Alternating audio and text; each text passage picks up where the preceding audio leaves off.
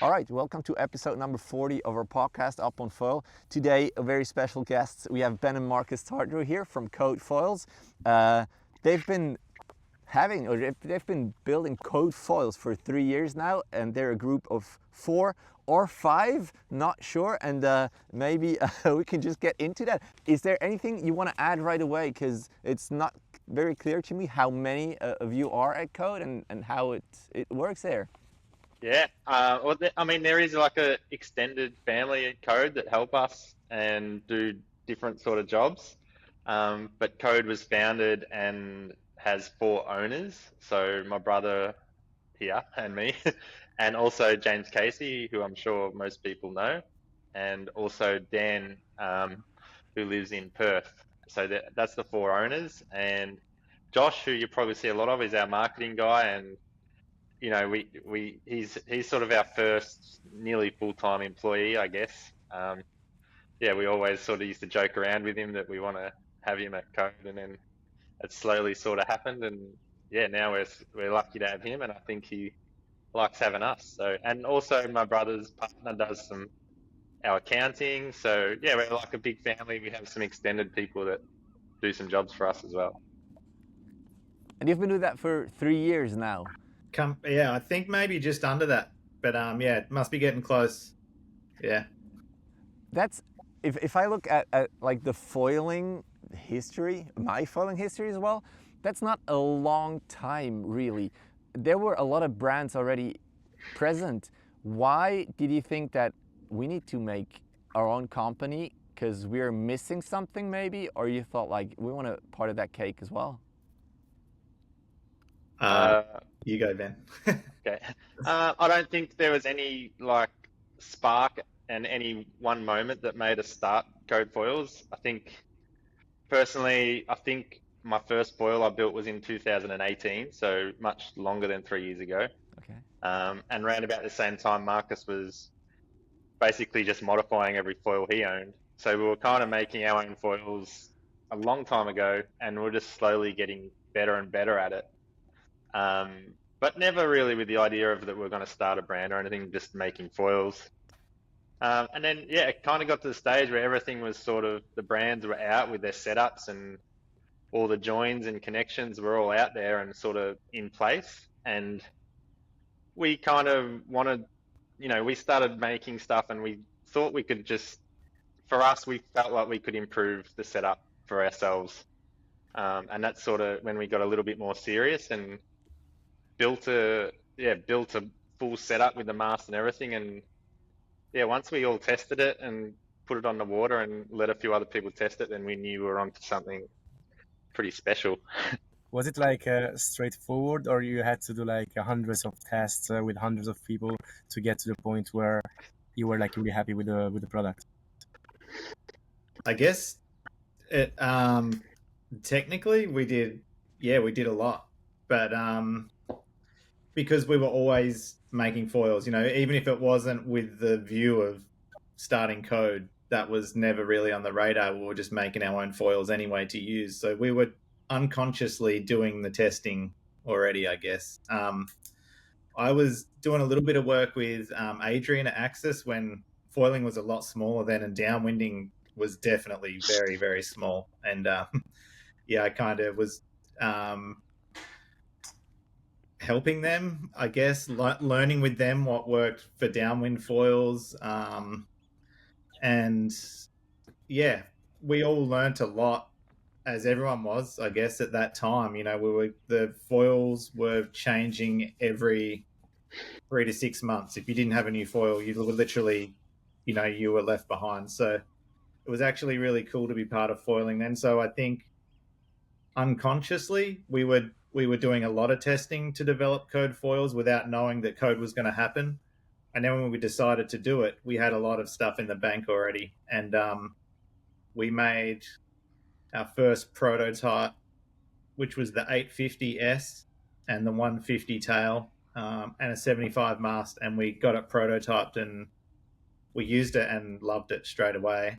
As an all-round foil, it does, we could downwind it or surf it or anything. There's probably better pure race wings or better pure surf wings, but as an all-rounder, we were really stoked with it. So we were like, let's just release it. And we started the company just with that one set. We started it with one mast, one front wing, one fuselage, one tail. And I think we might have ordered whatever the money we could put in stretched to, we ordered that amount. It wasn't much. And we sold them all, and then we ordered more. And Code has literally been built up just from that. And I think maybe we had to chuck in a little bit more money maybe after the second or third order. But yeah, we pretty much all put in just whatever we had and hope for the best. Yeah, I think after the second order, or the first time we released a couple of different sizes, yeah, like personally, I was digging into my home loan to put more money into so we could buy more stock. So yeah, we all had to dig into what we had and just chuck it in and hope everyone else felt like we felt. But that's kind of risky. I mean, do you guys have families? Yeah, so I warn the kids, like, it's just going to be oatmeal for a year if we don't sell foils. But they're easily pleased. They can have milk and bread and they're happy. Oh, that's good. That's good. And good foils. I don't know. So the risk for me was way lower. It was only me that was going to starve. So yeah, Okay. everyone else in the business has kids. Dan has 3 because he's crazy. And so yeah, it was a huge thing. I think that everyone, it's kind of cool. Everyone just was so passionate about it and had enough faith to just chuck in kind of everything they had and hope for the best. And yeah, even more, I definitely loaned a fair bit of money from, I think my partner lent me a bunch, to get that second loan through to Code. And yeah, all worked out good in the end, but there was potential for for Was that your idea to start the company? Whose idea was it? Was it like everyone hanging out together, like we should like start a band? No, we should start a company, or did you like discuss it with some like on a desk, or how did that start?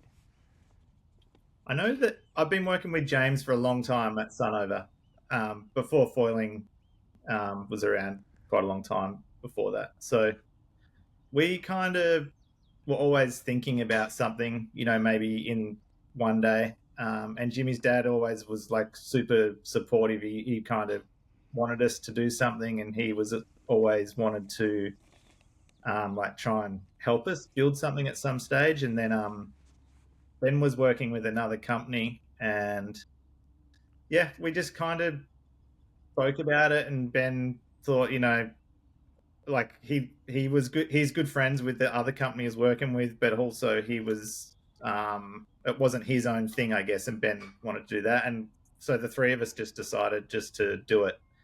And then Dan actually came in later. The weird thing about Dan being in the business is that I just by coincidence moved into his street, and I didn't know Dan super well. I knew him from SUP paddling, so not foiling, before foiling. And I knew that he was an architect, so he could do CAD. And me and Ben aren't very good at CAD, but we design our foils on a different software, like where it's actually quite easy to do. And then he does all the CAD stuff, like builds the fuses and stuff. So I asked Dan as a favor, can you maybe help us design this foil and put it all together and add all the bits that need to be added to our foil designs? And he was super pumped to help out. But we quickly realized it was a massive job and he needed to be part of the business. So yeah, and I think it was Dan's idea. He said on a call, he's like, "Oh, I'd love to buy in," and we're like, "Oh, what?" And it was, yeah, like Marcus said, we realized pretty quickly that we needed Dan's skill set. And even to this day, with all different things that we never thought of, Dan's really great at. Like, yeah, every day I'll ask him to do something that I can't do.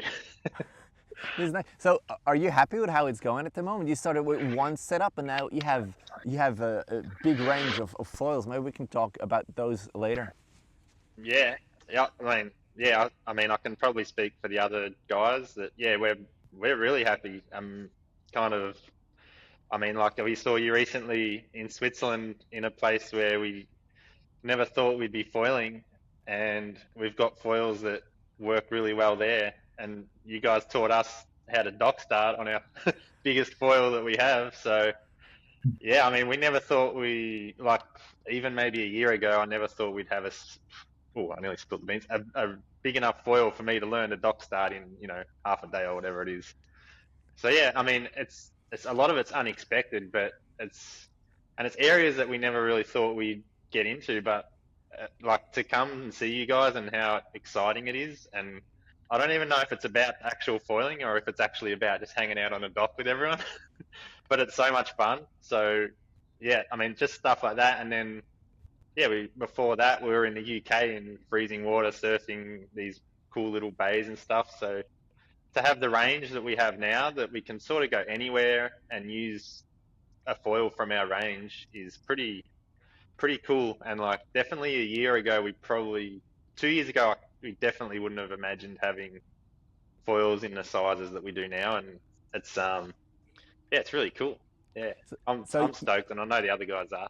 So you did this Europe tour. Maybe you could just talk about that before we go into the range. And I want to hear your both of your experiences dock starting, because Gael and me, we come basically from dock starting, and it was new for you. That would be super interesting. But that Europe tour you did, how long was it? Where did you go? And what was like the most fun things for you to do? Or was it just work? Because basically you were doing demos and whatnot. Yeah.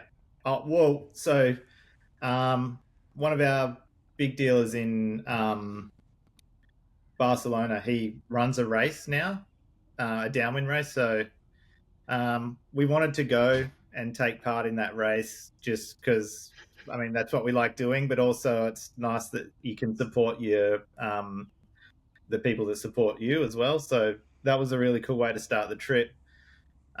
So we booked that trip, and we thought while we're in Europe, we should trip around and go to some of the spots that we haven't been to yet and visit some of the other dealers. And it's always good to see the scene because we don't, everywhere's so different, which is what we're learning. And you got to try and adapt to each area, or, just check what works, what we're missing in the range potentially.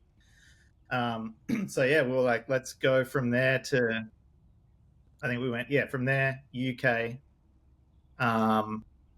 maybe 3 days. So it was quick. And then on a ferry to France, and we were there for 3 days as well, I think. And then to Switzerland for 3 days. I think the whole trip wrapped up in 2 weeks, and we went to 4 different spots. 10 aeroplanes, I think. Yeah, we're on a lot of planes and a boat. But it was really cool. What did you learn from the what did you learn from the trip in terms of community? Or you mentioned maybe something is missing in the range. Did you have some ideas? Yeah, I mean, I guess we learnt that our range is pretty good. Like we've got the sizes to cover almost, like 90% of the disciplines for 90% of foil levels, I guess. Like from beginners to advanced, we're pretty well covered. There's probably like a little gap in the very early beginner market for us, because at the moment we don't have an aluminium mast, so something like that is potentially, I mean, that's something we'll have coming. So, I mean, we already sort of knew that was the case. So I guess we didn't learn it, but yeah, it sort of reinforced it. As far as like learning about all the areas, I mean, for me, it was so good that all the people that support us in these different countries are the guys that are at the beach foiling, and they love it just as much as us. They're not necessarily the biggest or the best shots or whatever, but they're at the beach foiling every day, and they love it, and they understand foiling, and they understand what we're about. So for us, that was probably the highlight of our trip. And yeah, like I said before, the communities, like not just saying it, like the community in Switzerland was amazing. Like to see 100 people on a dock on a lake that was like, must be 10 degrees is amazing. Like it was a real, it was a real pleasant surprise. Yeah. Yeah, I got to admit, coming to the dock start demo at the end of the trip, and we'd already, rushed around, and I was like, this could be real work, like we're going to do some foiling that we don't do. And it is all work, but it's super fun work where I just can't believe that we do it still. But Switzerland ended up being one of the funnest demos of the whole trip. It fully blew me away. Like Ben said, I don't even know if it's the actual skill of dock starting, even though the challenge is cool and it's a way to get on the water. It's the whole thing, like everyone around. It's like there's a bit of a buzz around. You got so many people all lined up on the dock, and everyone's. Yeah, I think for us it's like something. I mean, all the countries we went to, we were doing stuff that we do all the time, and to come to Switzerland and just be so surprised about, the community, and I think learning something new is always a lot of fun. Like That's true. Yeah. no matter how, you can do something and you get to the level where one day you wished you could be, but actually getting there was the most fun. So yeah, like for me, the first day where you guys were like, just jump on the board and throw it and jump. I'm like, what are you talking about? It's like a meter in the air. This is crazy. And like, what do you mean? You go foiling with sharks in big waves? I'm like, no, this is crazy. And I think I must have crashed like 20 times, I'm like, this is not happening. And then I just sort of tried my own little way, like in more of a surf stance sort of takeoff. And as soon as I sort of felt familiar, it works. But yeah, it was so foreign to be doing it the way you guys do it. But it's so cool to see, because you are super good foilers, but new to dock starting. For us, usually it's the other way around, or not the other way around. We know nothing. So we have to like jump on the board or maybe run and hop on, and then figure out how the pumping works. So for you, it's super cool to see you guys first like having some trouble getting the start on, but as soon as you were on foil and having speed, we saw like, oh, these guys are so good. It's so cool to see.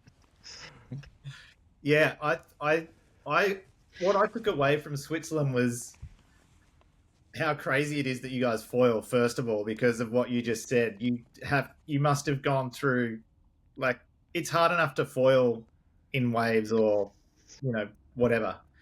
But to learn dock starting, first of all, just figuring out how to land on a board and then figure out how to pump must have just been unbelievable. But the thing that I really thought was, I really want to develop a foil that I can get like my partner to learn to dock start on, who's not a foiler, and make it super easy. And obviously dock starting not being, what we do, and not being a part of that community, and probably, to be fair, not even realizing how big it is.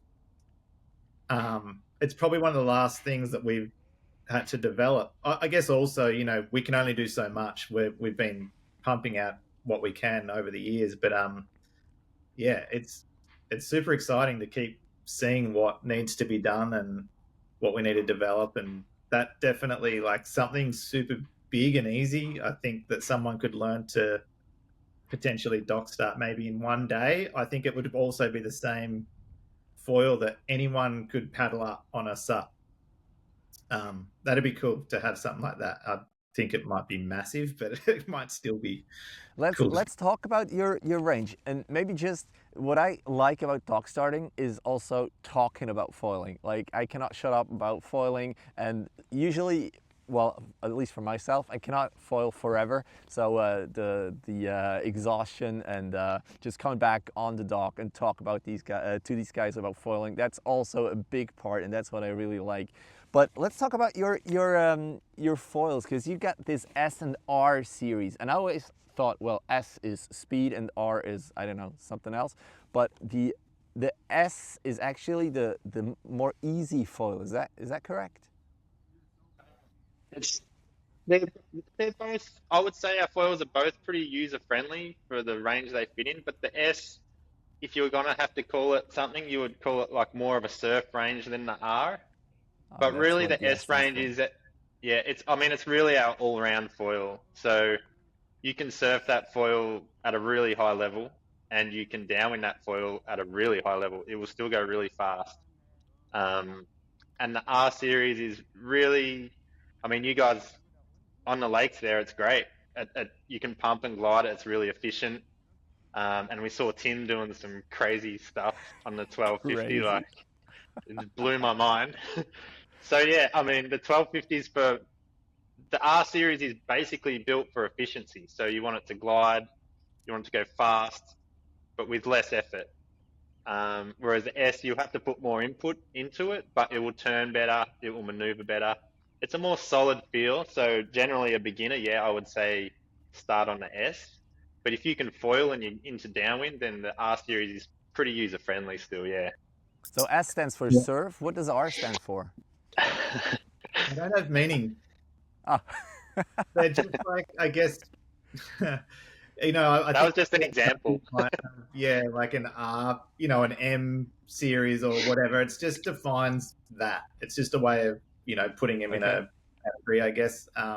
But I found the S series easier to dock start. That was interesting because I had Really? no idea what would be easier. The 1540 for me was like third go I had it, and I know the 12. Even after I got it on that, it still took me a few goes to get the 1250.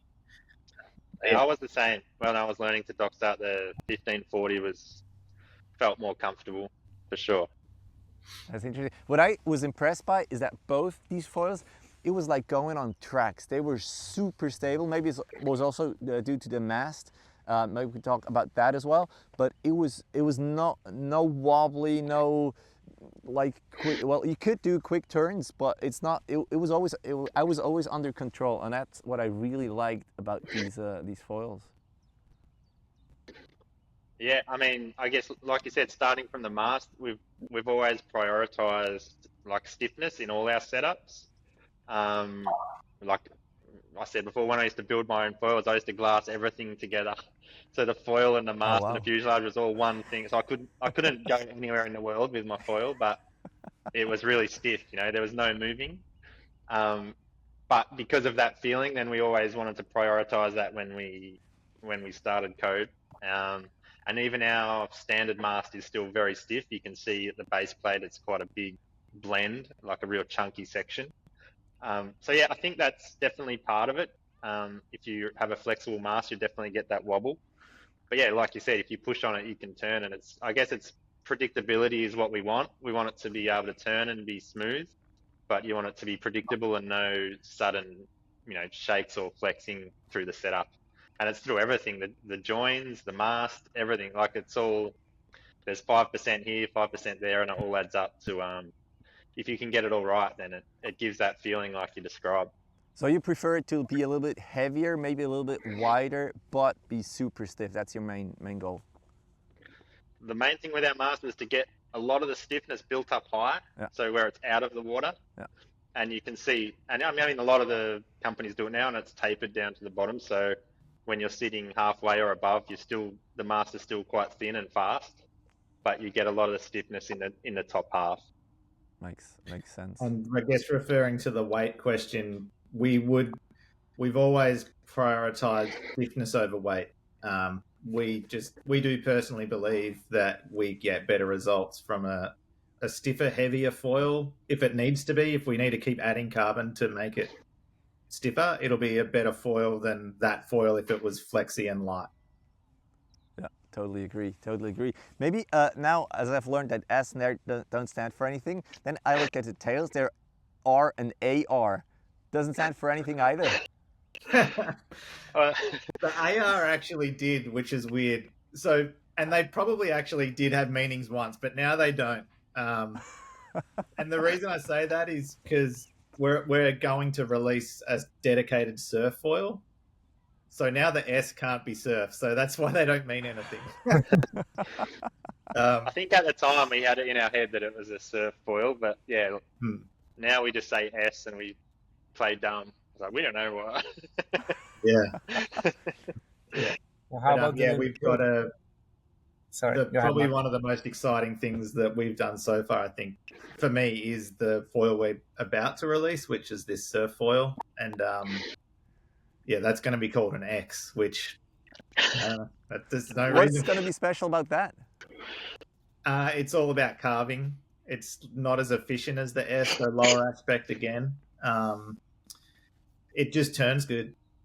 And it's not going to be for someone who's getting into surfing and they're still learning to link up waves. So like, ride a wave and pump back out. And if you can't do that, this foil won't be for you. So it's not going to be for any beginner or sort of that beginner to intermediate. The S foil is still magic because it can carve, but when you're learning, you're not really carving, you're just going straight. Yeah. And then the first box you sort of want to tick is pumping back out and linking up a wave, and then that unlocks everything. So that's still going to be the best foil in our range to learn to surf foil on. This foil is more for that intermediate to above, I guess. Yeah, I think like carving, like for us, surfing in the waves, for you guys, like behind those wake boats, it would be really nice. We actually used our new foil behind the boat in Zug. Yeah. So yeah, it actually worked really well there. So and also for guys with wings that are turning a lot with their wings. So that's sort of the priority with the new foil. Yeah, we're excited for that one. Very nice. When is it gonna come out? When can people order that? Cool. Probably like 3 months away. I know you're speaking to Josh tomorrow. You might want to ask him for some footage of him behind the boat.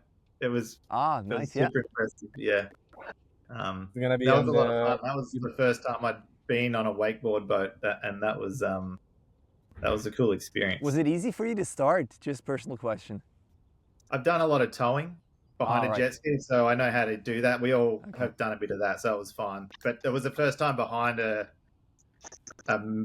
manufactured wave, I guess you call it. I don't know. It was so sick. I had a ball. It was freezing, but it was fun. And it was warm then. It was sunny. It was nice. If you would have come a week earlier, we would have had below 10 degrees and rain and wind. And so you were lucky to pick that weekend. The 3 meal wetsuit was not cutting it. 3-2 actually. No. Yeah. Oh yeah, no.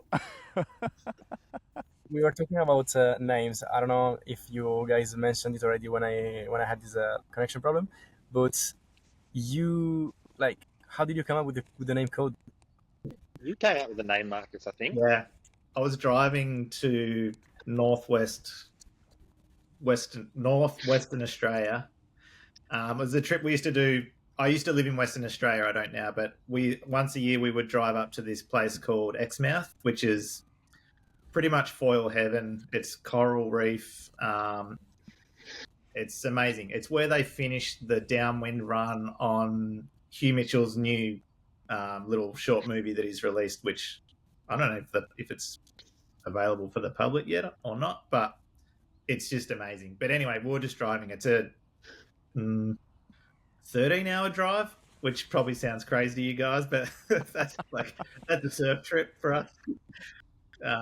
It is on the West Coast anyway. The West Coast is a lot of nothing. So yeah, it's a bit different now that I'm on the East Coast. But we were just driving, and my partner Lisa was driving at the time, and it was obviously right at the start. So I just took some graph paper with me, and I was playing with designs and stuff of, all sorts of stuff. I was just doodling, and then I think the radio was on, and I just heard the word Code, and I was like, I just drew it, and I drew that triangle, like literally did the logo and kind of the font on graph paper, and that was it. There was no meaning behind it, except the orange in the triangle was originally supposed to be like the Northwest Australian dirt, which is really this orangey sort of burnt orange color.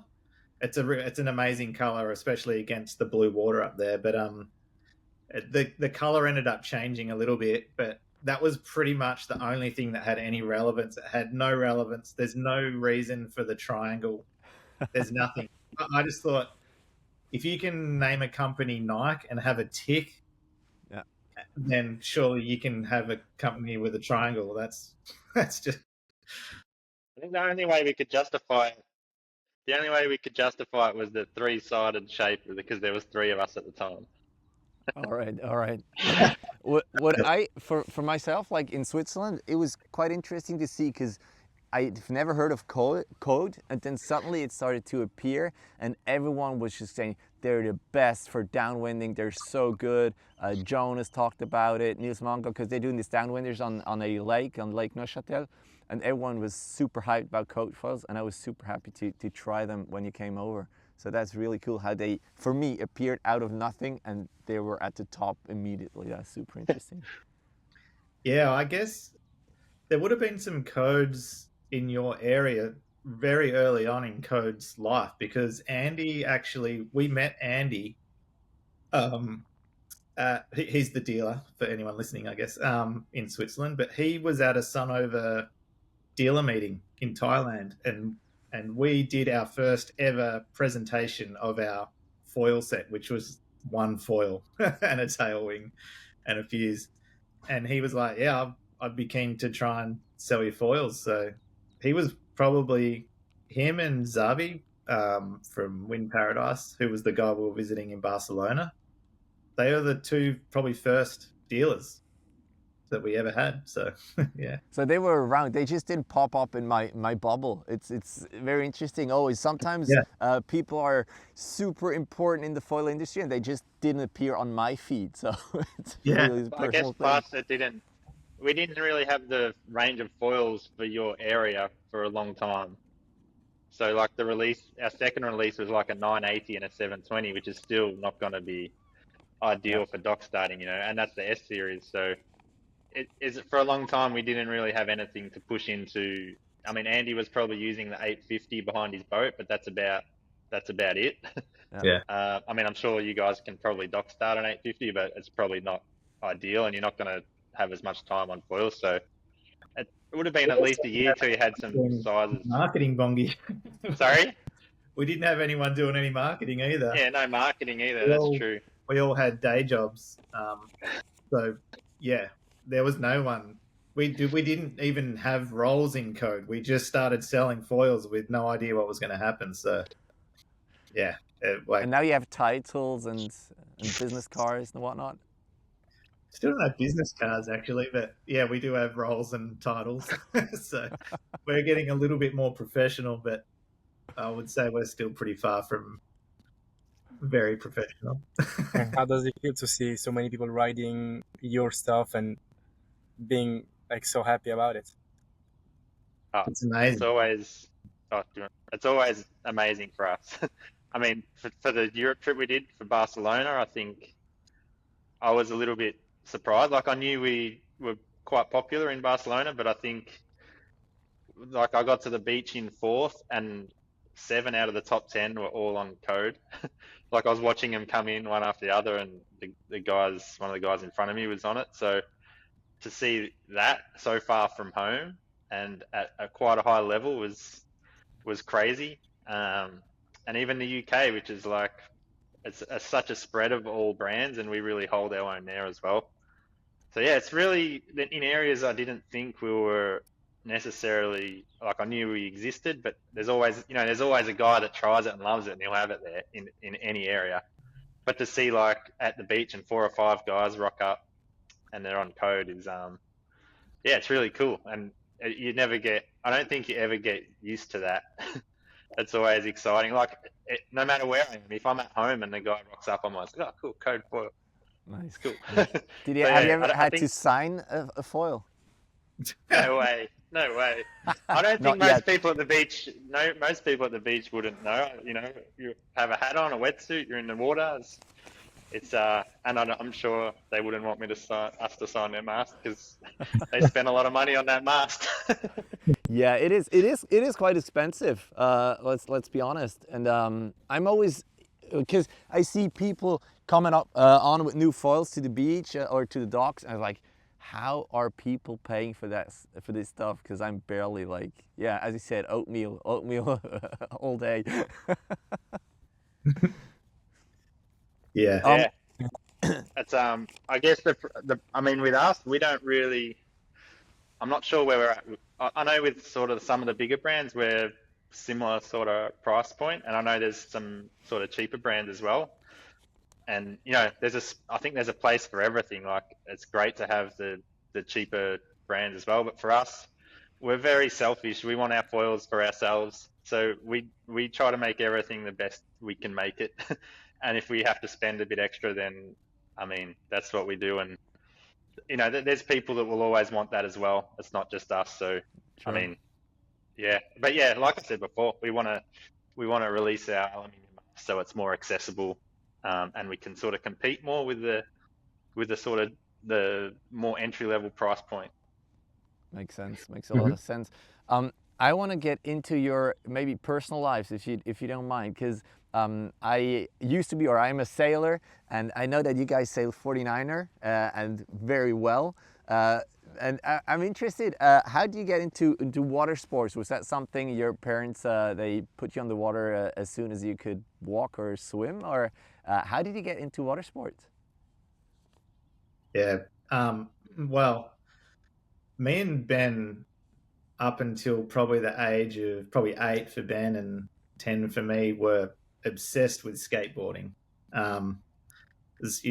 All I can remember when we were young was skateboarding, and Dad actually built our skateboard ramps out of fiberglass. He actually made a mold and made this cool system where he made a ramp with a 45-degree on it, and then you could stack another one on and make this big quarter pipe. And he made them out of fiberglass in a mold. So Dad made all his own boats when he was younger and stuff. So he didn't push us into sailing. Dad grew up sailing and racing, and still does. He just finished a race, Melbourne to Osaka, that with 2 people on board, and he's 75 years old. So he's still Wow, that's loves impressive. sailing, and he's a bit of a madman. But I think the tipping point for me, and I would assume probably Ben, but when I would have been 10 or 11 roughly. Dad, he was a teacher, and he just hated it, and he quit. He sold his house, or Mum and Dad sold everything basically, and bought a boat, and we lived on a boat. And we were obsessed to try and make this boat go fast. Every time we did a passage, from one place, we were like trimming it and checking what the speedo was saying. It was just a cruising boat. It was stupid, but we were just kids. And How when old were we you? ended up, I was 11 and 12 during the time, and Ben's 2 years younger than me. So, but we were obsessed with the water. We were driving around the rubber ducky on our own, like no parents. We'd be skiing behind it. I'd tow Ben, then we'd swap. No parent supervision. It was just, I don't know, maybe it's different then, but this was the world that we lived in. We lived on the boat, and I got my diving ticket for my 12th birthday, which is like the youngest you can get it, just because we were just obsessed with being in the water. I remember getting my divers while I was getting my ticket. I looked up and Ben was snorkeling above me, like 10 meters high, as just like tiny kid, just on his own in the middle of the ocean. We were out on the reef. He couldn't even see land. And so we were definitely obsessed with the ocean from that point. And I remember when we got back to living on land back home in Melbourne at the time, we ended up getting into sailing. Like that probably kicked off our love for sailing, and we started competing pretty much right up until after our trial for Athens. And then we decided we couldn't afford it at that level, that sort of Olympic level. And then so our original goal was China, which was the Olympics after that. We just couldn't afford to do it, so we ended up pulling the pin, and we bought windsurfers and just got into wave sailing. And that's slowly evolved into what we do now, with a bit of sup racing in the middle there. That's probably a brief rundown of our life. I don't know, Ben, did I miss anything, or do you disagree with anything there? No, it's pretty. I guess for me, probably the most memorable parts for me was like during the week, late at night, I'd go with my dad into the workshop, and Mum had let him take me and help him sand and build boats for me to race. So like as a young kid, that was pretty cool. And then like we did really well on these boats that we built in the garage. And I think that's probably pretty important time to learn that you can just, you know, think of something and have faith in your hands and brain to build it. And then like the first boat we built together, I won an Australian championship on. And like I Nice. literally What just, boat was it? it's called a flying ant. It's an Australian skiff, like for kids. So I think it's Yeah. 12 foot long or something. So yeah, we were just like, let's build it. It's cheaper to build yourself. And obviously our parents are super, you know, they're smart people, and dad's good with his hands. And my mum she's obviously, looking back, she's obviously super open-minded and understanding to let her husband take her kids into a workshop covered in resin and paint and just let them go. But yeah, I mean, that's living on the boat was crazy, but for me to learn, you know, to be able to build stuff and use your brain even as a kid. And before long, after that, I was designing sails and making sails, and it all just stemmed on, and like just to have the confidence in yourself to go, oh yeah, I can make a sail, you know, like why can't I?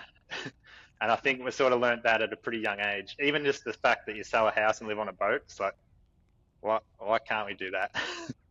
Yeah, definitely. Wow, that We is were brought up with, impressive.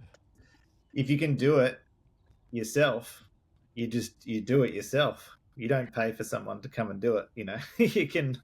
That was definitely. You know, I think also, like, Dad worked really hard. When he was a teacher, he was also spray painting fences on the weekend, and he was also a cab driver all at the same time. So he was like, I can do this stuff. I can pull a trigger on a spray gun, so I'm going to start spraying fences, and I'll do that. And like he was making all his own race boats, and then he made our race boats, and he taught us how to do that. So we could mix resin, and you know, we were making molds for these boats as well. So we weren't just building boats; we were making the molds and involved with all of that. And it's Mostly just sandpapering. yeah, we were just like laborers, Just but we understood the process, which I think was cool. And we were so obsessed with wanting to go and use these things, like build them, and then we weren't obsessed with sanding them, but we were kind of like, this is how you do it, you know, you got to do it, and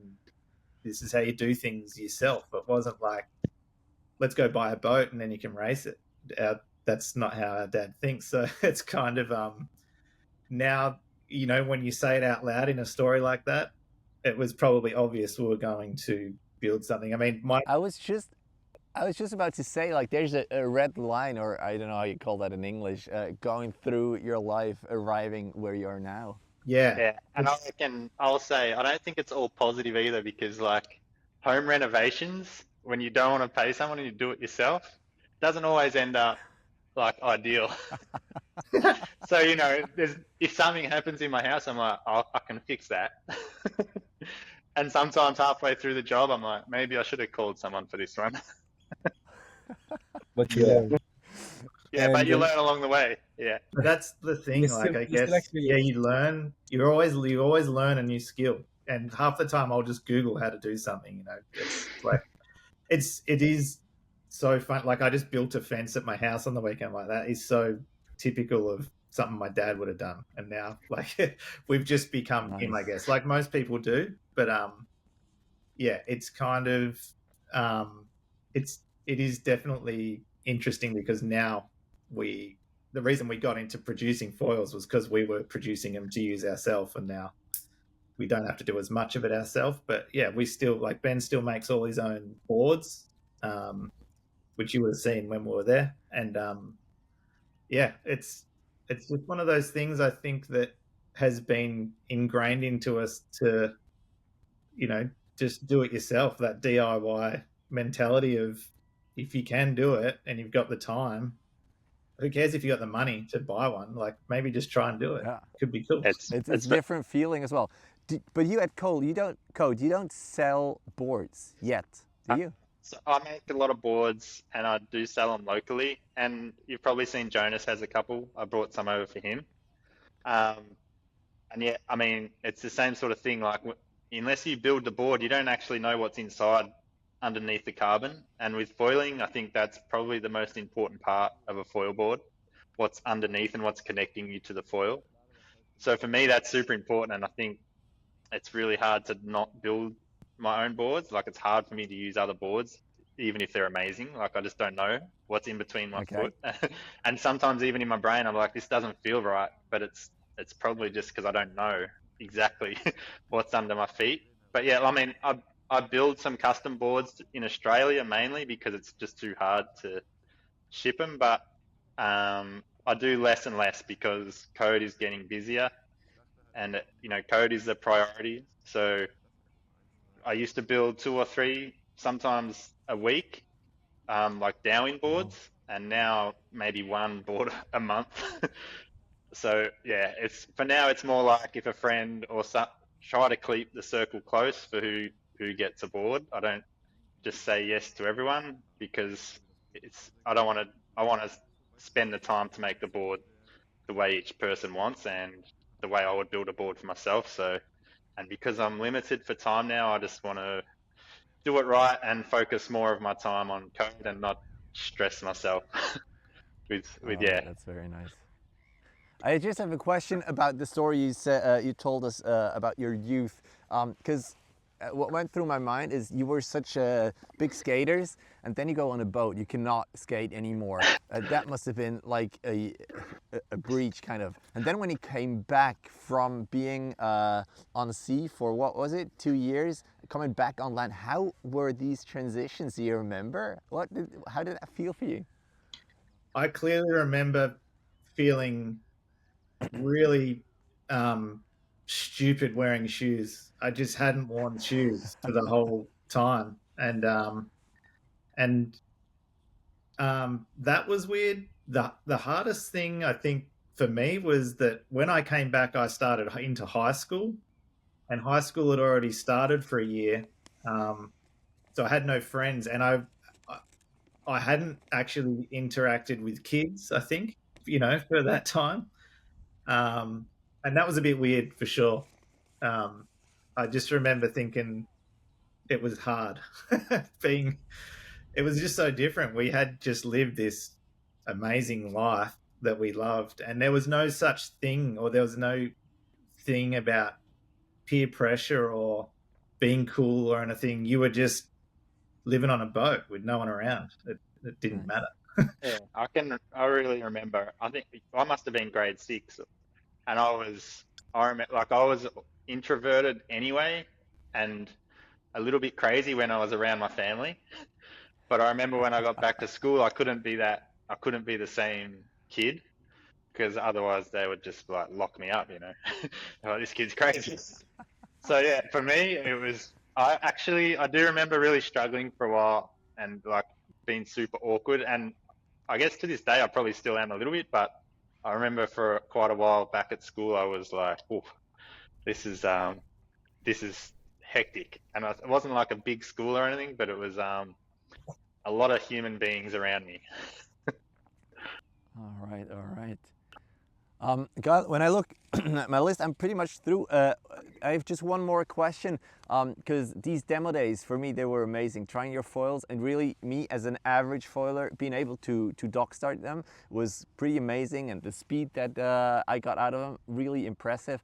When people want to like test your gear, are you like planning another like demo tour, or where can they test your stuff? First of all, while we were dock starting, we did not think you were an average foiler.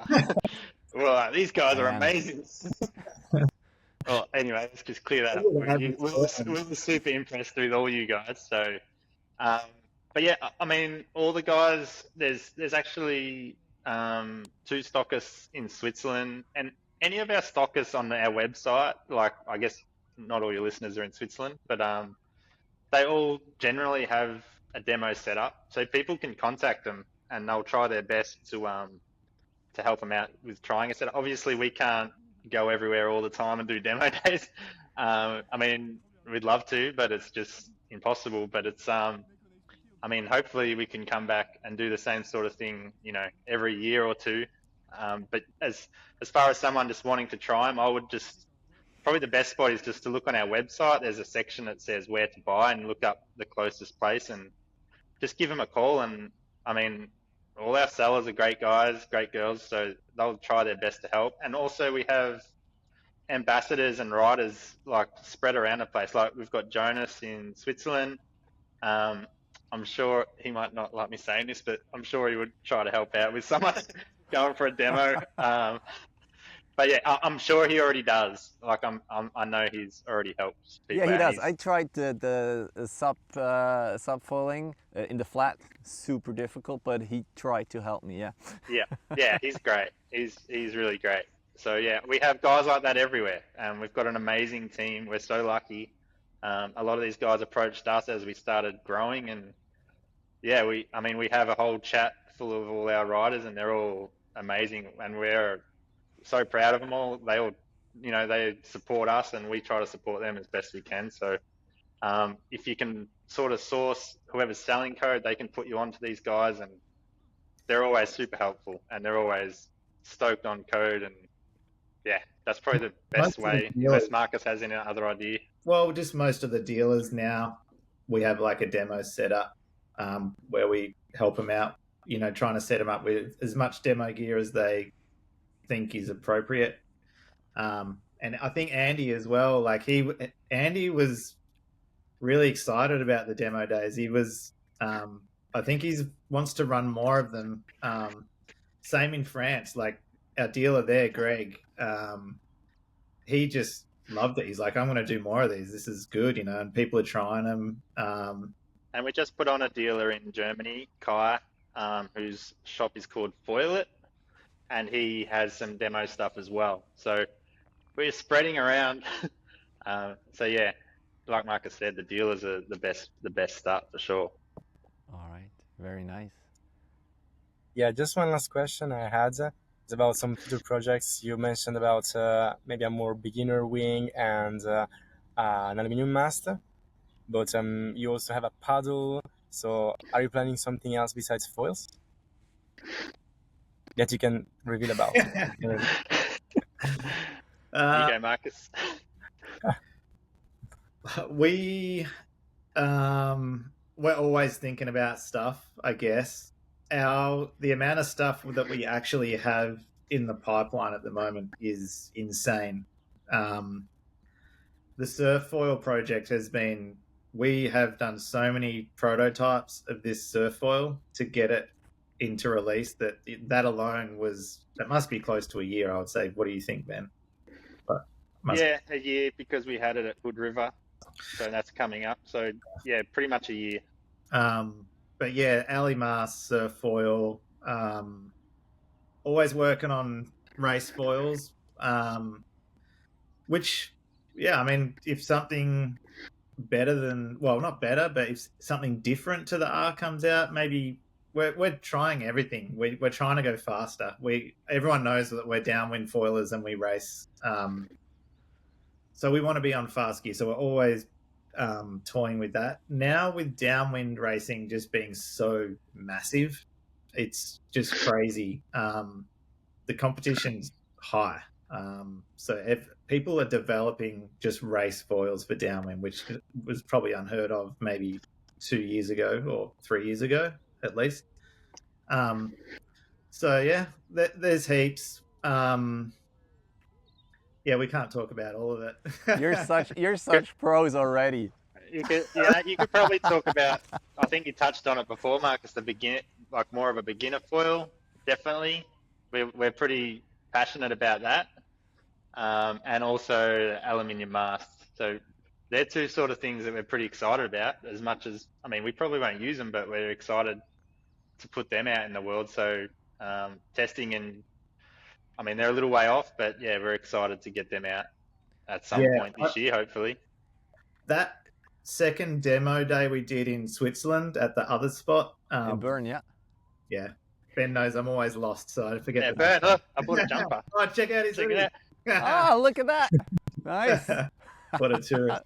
So cool. I love that city. I had to buy a jumper, a sweater, and you were on the mountains whatever. as well there. It looked great. Yeah. On the Niasen, very nice.